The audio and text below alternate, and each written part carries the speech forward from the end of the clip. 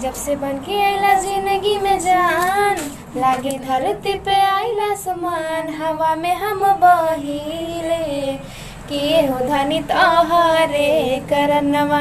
मनवा भइल बाटे पागल, रात भर जागल रहिले कि एहो धनी तोहरे करनवा।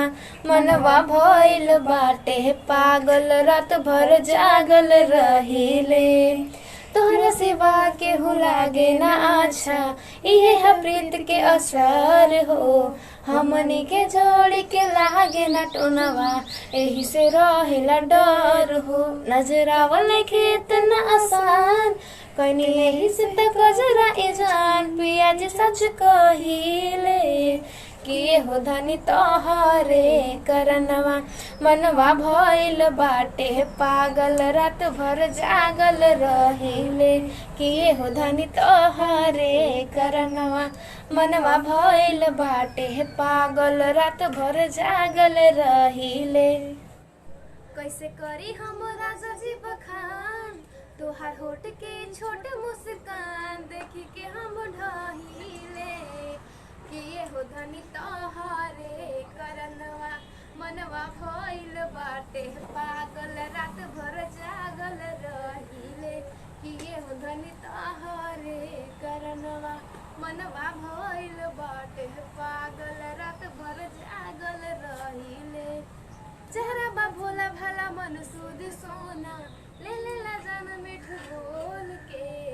ना तू कम बाड़ू ना हम बेसी, मालिक बनौले ना पटोल के। जब से आयल बड़ा जिंदगी में जान, लागे जब से बन के आइला जिंदगी में जान, लागे धरती पे आइला समान, हवा में हम बहिले किए हो धनी तोहरे करनवा।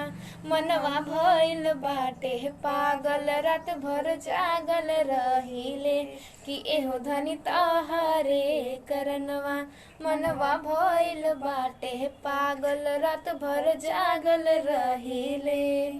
तोहरा सिवा केहू लागे ना अच्छा, इहे है प्रीत के असर हो। हमनी के जोड़ी के लागे ना टोनवा, एही से रहेला डर हो। नजरावल खेत ना आसान, कनी एही से त गजरा ए जान। पिया जी सच कहिले किए हो धनी तोहरे करनवा।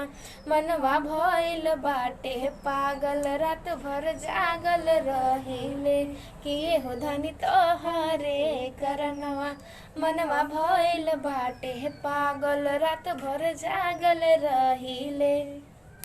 सातों जन्म में तेरे साथ रहूंगी यार, मर भी गई तो मैं तुझे करती रहूंगी प्यार। सपना समझ के भूल न जाना, ओ दिल वाले साथ निभाना, साथ निभाना दिलदार। सातों जन्म में तेरे मैं साथ रहूंगी यार, मर भी गई तो मैं तुझे